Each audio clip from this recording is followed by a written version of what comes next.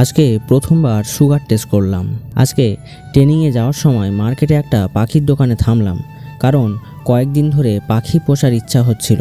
তাই দাম শুনে চলে আসলাম, কারণ আমার কাছে এখন টাকা নেই। তারপর ট্রেনিংয়ে এসে ম্যাম আজকে আমাদের কাছে সুগার মেশিন দিল, সেটাই নিয়ে দেখছিলাম। তারপর একজন সুগার টেস্ট করার মেশিনটা নিল, তারপর টেস্ট করা শুরু করে দিল। আর আমার দেখে বেশ ভয় লাগছিল, কিন্তু এর সাহস আছে বলতে হবে। আর তারপর বাড়ি এসে খেয়ে নিয়ে একটু রেস্ট করার পর আমার ছোটো বোন এসে বলছিল প্যারাশুট তৈরি করার জন্য।